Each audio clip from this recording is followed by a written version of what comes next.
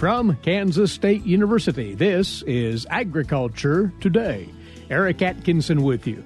And ahead today from Iowa State University, Lee Schulz. On the cattle markets, Lee will discuss the boxed beef market, whether it's topped out, and he'll offer some thoughts on what the numbers say about retaining ownership of weaned calves this fall. Following then, K-State's Gregg Hanzlicek on pre-weaning vaccination recommendations for those calves to be weaned soon, based on the likely health challenges those calves could face. He'll emphasize the proper handling of vaccines to maintain their effectiveness, and Gregg offers strategic advice on administering those products. And further ahead, Jeff Wickman checks in with this week's 4-H segment, plus more coming up on this Agriculture Today.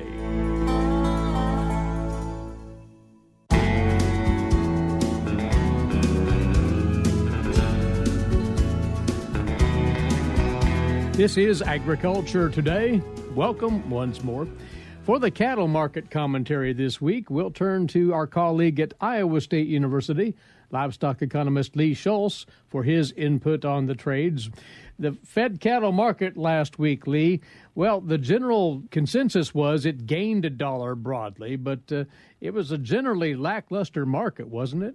It was. I think we maybe wish it would have stopped after Monday. Monday, we've seen a lot of optimism on futures trade. I think there was talk of higher cash prices.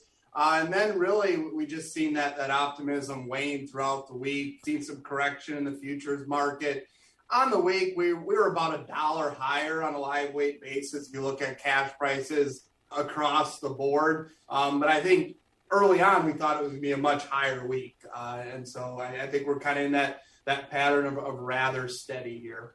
And you say the thought going in was it would be a higher week because that cattle on feed report previous week was so friendly in the numbers, but that just didn't carry very far, did it? Yeah, I think it was part of it. I mean, I think there's the expectation that we're starting to see these cattle supplies much more current. If you have to point to something from a fundamental standpoint last week, I think we've seen slaughter levels. We had some issues there and didn't see maybe as strong slaughter levels as we expected. So that obviously impacted prices. And so, I think we're just kind of trying to cue in those fed cattle supplies with where, we think slaughter levels should be. And the markets continue to kind of react to that lackluster slaughter levels. And the market, too, is obviously keeping a wary eye on that boxed beef trade. We've been remarking how strong those prices have been all through the summertime, but now they're showing a bit of sluggishness there. Is that market running out of steam? I think lower values appear imminent, but the real question is where do we really go from here? And so we did see some strength here into Labor Day, as expected. But now we're kind of entering that period where you do see a lull in boxed beef prices. Part of it is we're going to see larger supplies of cattle come onto the market.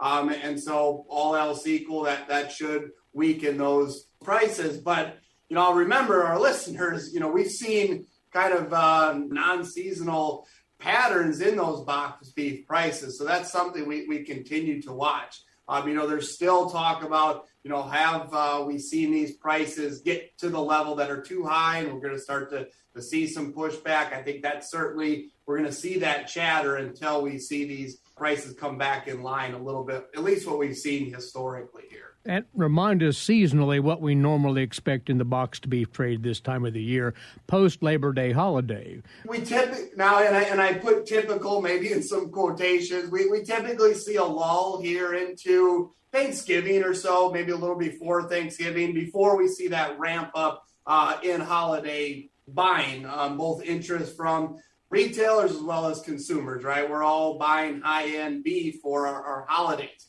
So again, if we don't see that lull that we typically see, I think that's certainly a positive for the cattle market. I think there's strong demand priced into the cattle market. If you look at by the end of the year, we're probably trading at 135 futures. What that means for cash, I think is a bit uncertainty. But even as we get into early 2022, put another $5 to $6 on those prices. So I think we could see really steady box beef trade here, given what the futures market's suggesting.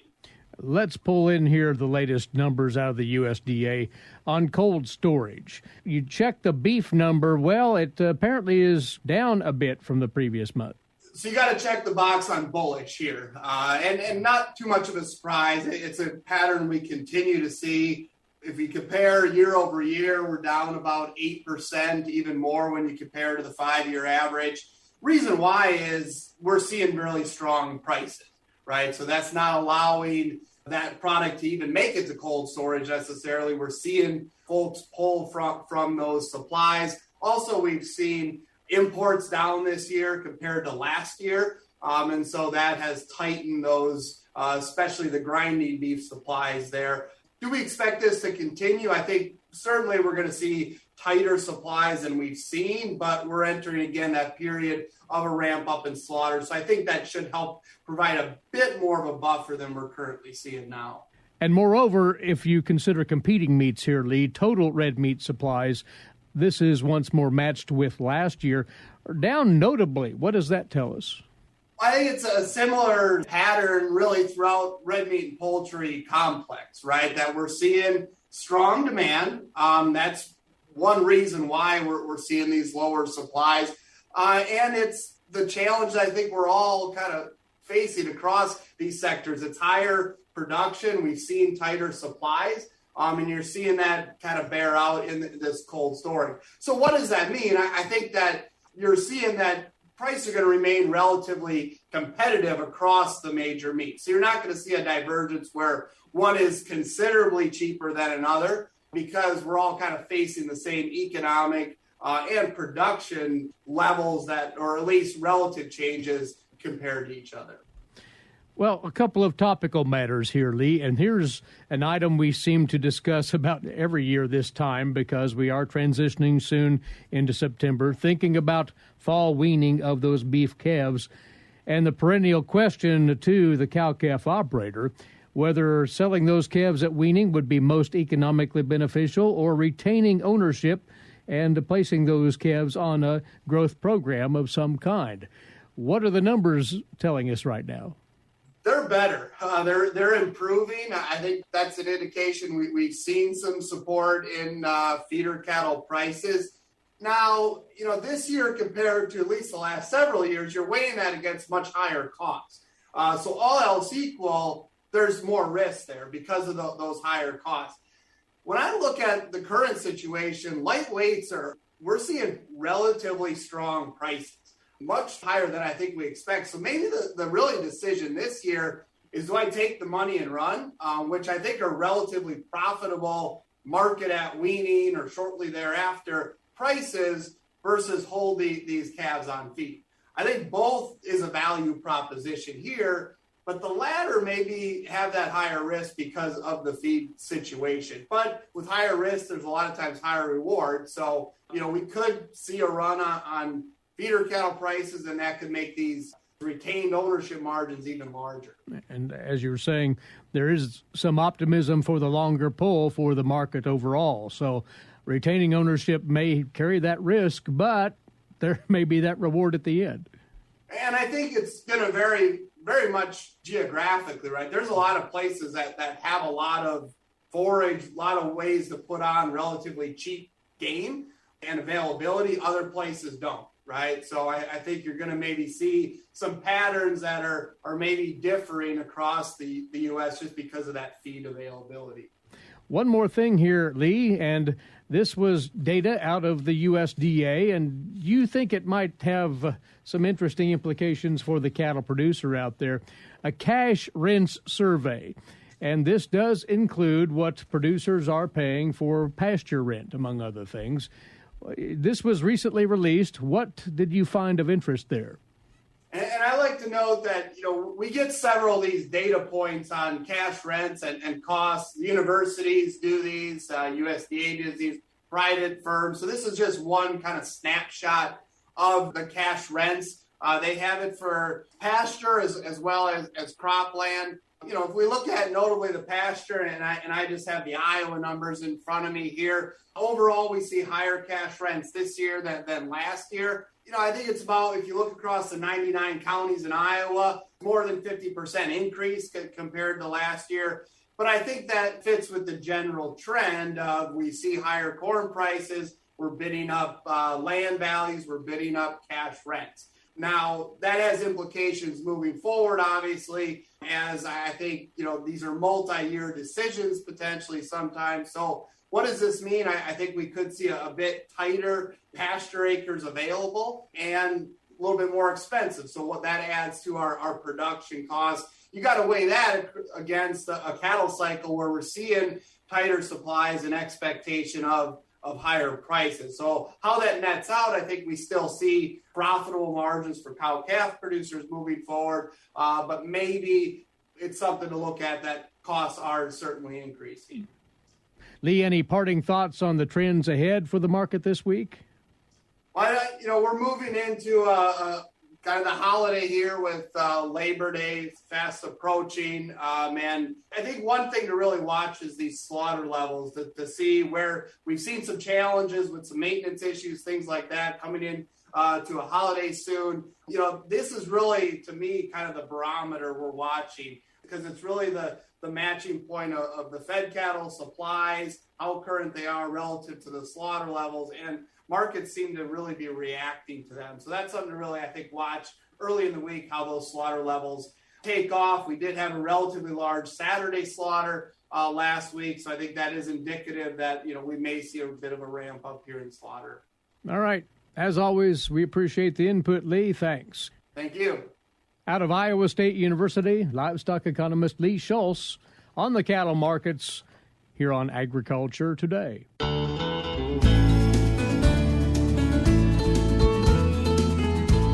Next up for you on this Agriculture Today, more from the bovine health management front.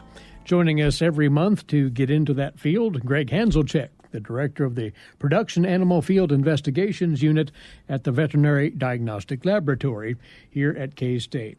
And lo and behold, Gregg, for our cow-calf producers with spring calving programs, we're not that far from weaning time, and there are all manners of health management considerations that go into this right now. Absolutely. The time has really flown from when we were sitting there talking about calving issues, and now we're talking about getting these calves ready to, they're still on the cow, but we're getting them ready to go in the next step of their production cycle. And there are some major considerations we need to talk about. And vaccination schedules for the to-be weaned calf. What does a producer need to think about here? And the vaccination is the thing we depend on. And the disease that we're the most concerned about, as most producers know, is pre-weaning is respiratory disease. So we certainly want to get these calves to where we give them an IBR, BVD, and BRSV vaccine to protect them against the respiratory diseases. But something we don't talk enough about is that that's for both heifers and steer calves. But for the heifer calves, IBR and BVD are also reproductive diseases. And so when we're vaccinating for the respiratory, we're also starting to protect them against reproductive diseases. And that's why a lot of times veterinarians will also add the leptos and the campylobacters or the Vibrio, because we're trying to get those heifer calves set up so that their immune system to reproductive diseases is enhanced. While on that point of how to manage the vaccine protocol for heifers, you say that one should set a goal of dosage for those prior to that first service? Yeah, we really believe that for heifer calves that we're keeping for replacements, we'd like to have each heifer calf to get 3 different immunizations with a modified live vaccine that includes those reproductive diseases before their first breeding. And if people are preconditioning, that's a good time to have the first vaccine, then at weaning would be the second, and then the third dose would come to that 30 to 45 days before the breeding season as yearlings. So, yeah, it's very important that we set them up so that for the rest of their lifetime, when we do immunize them again, we'll have a really strong immune system. So that's important for those replacement females to be.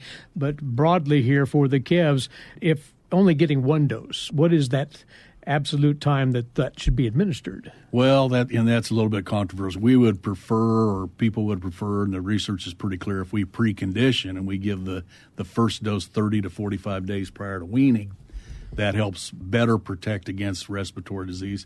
Some producers don't have the ability to do that, so it might be at weaning, but certainly one or both of those times is optimal. And, of course, the next prime question is what vaccine to employ here. You've got the two types to consider, right? Absolutely. It's number one, what do we vaccinate against? We talked about IBR, BVD, BRSV. Now it's, do I need a modified live or should I use a killed? And I would strongly recommend the producer talk to their local veterinarian and ask for guidance. But some considerations they might have in the back of their mind is, if you're going to use a killed product, you can use a killed product. If you're going to use a modified live product on your calves, then you have to make sure that the cows, the dams of these calves, were given a modified live vaccine pre-breeding. And so if we don't do that, then we run the risk of vaccinating the calf. She nurses the cow, she spreads some of the virus, and then we have reproductive issues in the cow. So, yeah, talk to your veterinarian about using modified lives on the calves. And hopefully you have a good record of what you administered to that cow prior. Absolutely. If it's unknown what the status is of that cow, then we better be using killed vaccines on those pre-weaned calves. Now, at weaning, it doesn't make any difference what the vaccination status of the cow is, because the calf's not going to be next to the cow, so they could use either a killed or modified live at that time. Greg, we'd have to toss in here, and it's important anytime we discuss utilization of vaccines, particularly the modified live types, about the handling of the product. Several keys to keep in mind here, you say. Absolutely, and they're called modified live for a reason. When we inoculate those calves with the modified live, that virus in there has to reproduce in the body of the calf in order to stimulate immunity. If it's dead, then it's just not going to reproduce, and we're not going to get immunity. So handling, especially temperature and exposure to UV light, are critical when we're talking about modified live vaccines. Let's talk about that particular UV sensitivity of the modified live. If you expose it to light for an extended time, you can render that product basically useless. Absolutely. The UV light will have a detrimental effect on the live virus that's in the mixed up vaccine. That's why a lot of our automatic syringes have colored barrels to kind of block that UV light. But it's still best if you can just keep those guns out of the light completely, and just pull them out when you need to inject a calf. And likewise for the bottle. Absolutely, yes. Even before it's mixed up, it's important to keep those things out of the sunlight. As important, though, managing the temperature of that product, making sure it stays in a certain range. Oh, absolutely, and that's really true for both modified live and killed, but especially for modified live, is we want those vaccines to always be within 35 to 45 degrees. And that means during shipping, during storage, after mixing, and then getting ready to inject in the calf. Temperatures above that will again kill the viruses, and if it's got modified live bacteria in there, it'll also kill those organisms. So we won't get an immune response. Just to hammer this home, you say that there was a recent study of actual vaccine handling practices, which says volumes. Talk about that. Yeah, it's a really interesting story. They looked at 300 different, some are producers, some are retailers, and some are veterinary clinics, and they put temperature logs in their refrigerators where the vaccines were stored. And what they found was that 76% of all of those 300 refrigerators did not keep those temperatures between 35 and 45 degrees. And for me, the interesting thing was it wasn't any better in a veterinary practice than it was in a producer. They all performed very, very poorly. And so it's very, very important that producers, they're real cheap, get little temperature loggers, put them in the refrigerator and make sure that those vaccines stay between that 35 and 45 degrees. And one you say is not worrying about the upper end exclusively. Vaccines can be too chilled to function. Absolutely. Freezing will have a negative effect on both modified live and killed, but in particular the killed vaccines, if they freeze, there's good research to show that the carrier, or what we call the adjuvant, it changes the adjuvant.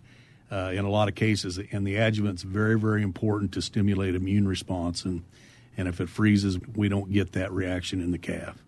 Well, there's one added thought on this temperature management, you say, Greg. That is the calf itself. If it happens to be a toasty day like those we've had recently, that actually can work to the detriment of the vaccine's effectiveness. There's been some really good research that's shown that if the internal temperature of the calves get very high, a couple degrees above normal, that high temperature will prevent those viruses or maybe even the bacteria, again, from reproducing. And we have to have that replication in order to stimulate immune response. So the best that a producer can do is to vaccinate those calves in the very coolest part of the day. I know that's not always possible, but it's pretty important to try to do that. And there are other benefits to that as far as conditions and comfort of the animal as well. Well, let's move briefly over to parasite control for to-be weaned calves. What are you recommending there? Yep, and that's really important too. These calves have been picking up internal parasites, the worms in the pasture, because that's where most of them are all season long. And the worms are going to cause an issue with average daily gain. These worms are immunosuppressive, so we're going to have diseases. So this is the perfect time to think about deworming. For preconditioning, that 30 to 45 days before weaning, they're still on the cow, they're still in the pasture, so it probably doesn't make sense to deworm those calves then. But certainly at day of weaning, when they're pulled off the cow and they're no longer on pasture, deworm them with some type of product that'll kill the internal parasites. But also think about lice control. That's a good time to pour the calves because lice season is coming on us. It's November typically to March. And so we need to clean those calves up before we start putting them in groups and get into the wintertime. Just make those a standard procedure. And you note one more thing, maybe not in terms of control, but in terms of stewardship of the product. You would recommend producers remove those insecticidal ear tags that might be on the calf now. Absolutely. If they're preconditioning, even though the effectiveness at this time of year of those tags is probably not all that good, I'd probably leave those tags in. But certainly at weaning, we need to remove every single insecticide ear tag, whether it's in the cows, the bulls, or the calves, and then dispose of them properly, meaning don't let them lay around. We know that if they're left around or they're left in the animals for too long and the insecticide level gets to a low point, it will breed fly resistance, and that's something we're trying to prevent by doing that. Well, there's quite a collection of things that producers hopefully can implement as they manage those calves ahead of weaning time or at weaning in some cases. Follow these guidelines so that that calf can make that smooth transition to, as Greg says, the next phase. Greg, we always appreciate the input. Thank you. Over from the Veterinary Diagnostic Laboratory here at K-State, Gregg Hanzlicek. He's along with us monthly to talk bovine health management on Agriculture Today.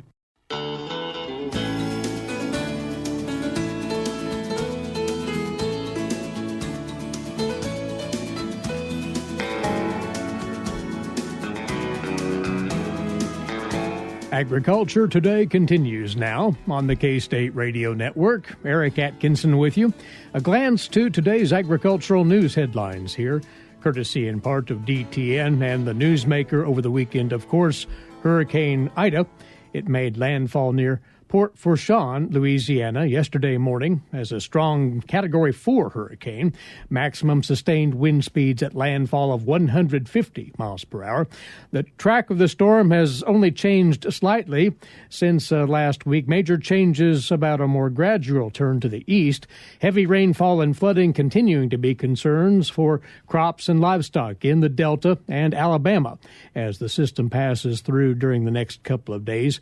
Ida's remnants should pass through the Tennessee Valley tomorrow, then go through the Mid-Atlantic and Northeast on Wednesday and Thursday, respectively. Saturday evening, Louisiana's Agriculture Department announced agricultural departments from several other states would be waiving their health certificate requirements for livestock coming into their states because of Ida. Mississippi, South Carolina, Florida, and Tennessee also authorized temporary waivers until September the 17th, although Mississippi, Florida, and South Carolina will still require proof of equine infections anemia tests. Prior to the arrival of Ida, the cotton crop was considered in really good shape this year. Across the Delta and Southeast, its highest rating in 5 years. According to the USDA NASS data released last Monday, the good to excellent rating of 71% for the cotton crop was the highest rating in the past 5 years. Soybeans in the Delta also doing quite well. Good to excellent ratings for each of the states sitting at or above 69%. That's well above the overall average of 56% across the country. That was before the storm, of course. While winds could be damaging in Louisiana and southern Mississippi, it will be the rainfall that will be the focus for agriculture. Open cotton bolls and desiccating soybeans will run the risk of flood damage. This year, we'll see the first U.S. agricultural trade surplus since 2018, according to a USDA chief economist. Here's more from the USDA's Gary Crawford. USDA analysts say that for this fiscal year, which ends September 30th, the U.S. will export $173.5 billion worth of ag products. That's a record export number.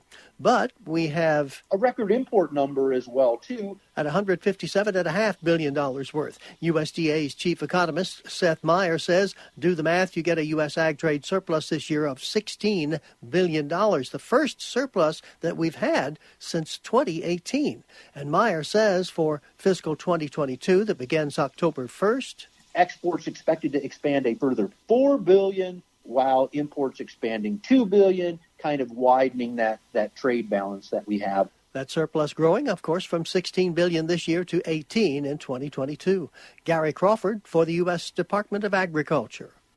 Unit sales of U.S. agricultural equipment are showing signs of both strength and weakness. Sales of tractors 100 horsepower and below have weakened a bit during this summer, but sales of commercial farm tractors over 100 horsepower and large articulated four-wheel drive tractors are benefiting from the stronger farm economy. That's according to a new report from the Association of Equipment Manufacturers. The senior vice president of agricultural services for that association, Kurt Blades, said the biggest drivers of the big-ticket tractor and combine sales are the higher than usual commodity prices and farmer confidence that those prices are going to stay where they're at for a while. In its latest monthly report produced by AEM for July, 100-plus horsepower tractor sales rose 37.5% over July of last year. That represents a gain of 561 units. Four-wheel drive tractor sales this past July rising 79% over July 2020. That was 127 units.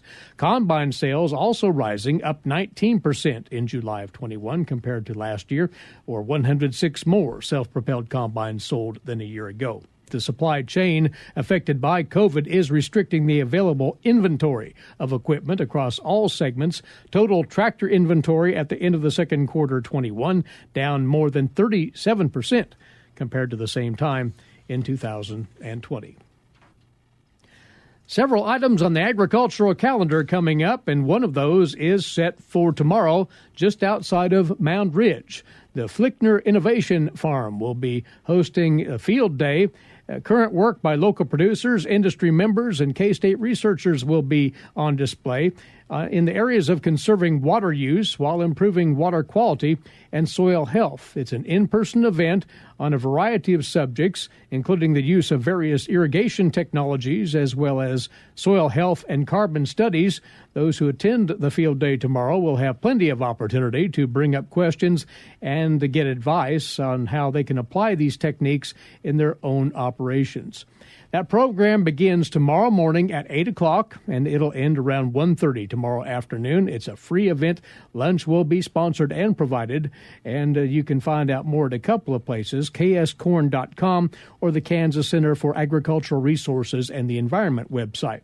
Now, taking a further look at the topics and demonstrations planned during the field day tomorrow, you'll have an opportunity to see demonstrations of an interseeder to plant cover crops and apply herbicides and fertilizer. K-State faculty members will be discussing their ongoing research projects there focused on soil health and water quality. And the organizers will put on a demonstration of the automated drone system at the farm, capturing the high-resolution imagery of fields to help identify various crop conditions. You can watch the drone in flight and learn how the farm is using that new type of imagery in day-to-day decision-making.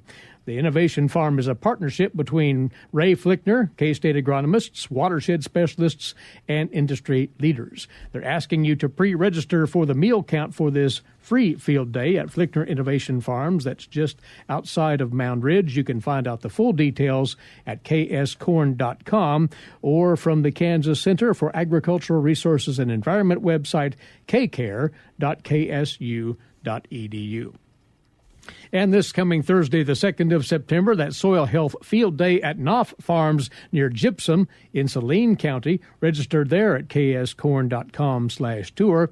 Soil health principles, carbon markets, crop intensification, cover crop root demonstration, a soil fertility discussion, and a farmers panel will be featured there. Dinner will be provided by Kansas Corn. Again, you do need to pre-register, however. That is this coming Thursday, the 2nd of September, near Gypsum at Knopf Farms. Go to kscorn.com to reserve your spot for that event.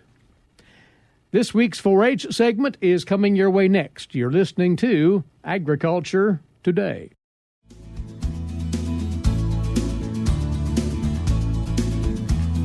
This is Agriculture Today. Along with Eric Atkinson, I'm Jeff Wickman. Well, the best way to learn about a group or organization is through attending meetings or talking with someone who already belongs. That's why Southeast Area 4-H specialist Beth Hinshaw and Annika Wiebers, a 4-H youth ambassador from Riley County, encourage current 4-H members and alumni to share their experiences with others. Beth, the new 4-H year will begin in October, and as part of that, we like to encourage as many people as possible to get into 4-H, and along those lines, part of that is the current 4-H members really talking up the program and the benefits of being in 4-H. Exactly, Jeff. There's really no better salesman of the 4-H program than our young people and families that are already involved. We have a guest today, someone that you know quite well, I assume. Yes, Annika Wiebers, she has multiple hats. She is a 4-H member in Riley County. She's also on our state 4-H Youth Council. And then one of the other important things that Annika has done is she's been a 4-H ambassador. And, you know, our 4-H ambassadors are those young people who are really charged with promoting the 4-H program. So I thought she'd be the perfect person to join us today. Well, jump in, Annika. Give us your spiel, I guess, in terms of what you tell people about 4-H and why it's important and what you've enjoyed about 4-H. What I usually tell people about 4-H is that it is a national youth organization that really emphasizes leadership and citizenship and different projects that you can get involved in. Some of my favorite projects have been sewing, arts and crafts, and foods.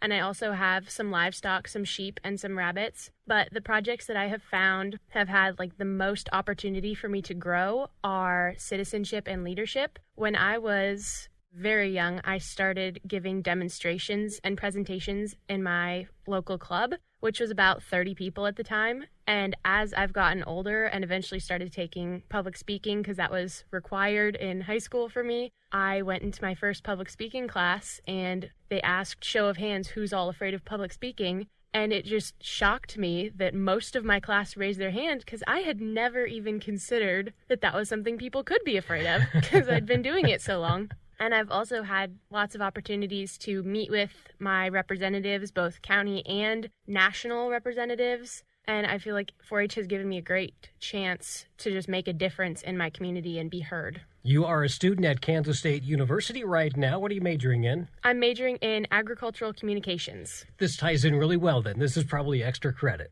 So along those same lines then, how did 4-H prepare you to come to K-State? Well, 4-H actually, I can give it pretty much credit for me choosing the major that I did. I did not grow up in an ag background. Farming was a big part of my family history, but I did not live on a farm, and most of my exposure to agriculture has been through 4-H. I didn't show any livestock until I was 15, which I don't know what everyone knows about 4-H livestock, but that's pretty late to be starting. And I started actually because some of my friends said, hey, you would be good at showing sheep. You should try that sometime. So because of that influence, I know how much people don't know about agricultural everything. So that's kind of my goal with the major that I've chosen, is to communicate about agriculture and where our food comes from to the general public. Because like I said, I know how much people don't know. Well, that's one of the benefits of 4-H, though, isn't it? The opportunity to really expose yourself to so many different opportunities. Exactly, yes. Talk a little bit more about some of the things that you did in 4-H that you would encourage others to maybe try early on, especially in the 4-H career. Something else that I did in 4-H, like Beth mentioned, I'm part of the Kansas 4-H Youth Leadership Council, and I don't think I tried for that the first year that I could, but that council gets to plan all of our statewide events, and it is such a wonderful way to meet people. You don't have to be involved in any specific projects. We have people there who show all kinds of animals and people there who have never showed an animal before. And leadership with that group is just amazing. I have loved getting to go to our different state events. We have several: Kansas Youth Leadership Forum, Citizenship in Action, Discovery Days. All of the events like that are such a wonderful networking opportunity. I have met people at these events that have given me a way in for internships and other job opportunities that'll really help with my career in the future and going forward. So definitely just start meeting people and going to events. Even if you're not sure if you'll like something, just try it, because you might be surprised. So you had a chance then to come to several different events at K-State. Yes. I've been here for several 4-H events as well as for actual K-State student events now. It was nice. I kind of already knew my way around campus, not just from living here, but also for coming for things like Discovery Days and our different judging contests. Some take place at K-State. So it's been really cool to get to also meet people who work here through various 4-H activities. Beth, as we move into the new 4-H year, what are some things that people can be doing to get ready for this new 4-H year? And if they want to get involved, how can they do that? The first thing is, if you have friends of your family that are in 4-H, talk to them about the 4-H program and about their clubs. And I do want everybody to know that if you're interested in 4-H, if you go to our state website, kansas4h.org, under What's Hot, we have Find 4-H Near You. And if you click on that link, it brings up a list of all the counties in Kansas, and you can click on that county and find out about 4-H locally. And the other thing on that 4-H site is the fact that you can also explore all of the different project areas and find things that you might be interested in pursuing. You know, one of the things that we're very proud of in Kansas 4-H is that young people have an opportunity to really find their spark, find the project area that they are really interested in. And we know how important project-based learning is. It's an opportunity for young people to, hands-on really learn something. We have over 30 different project areas in Kansas 4-H.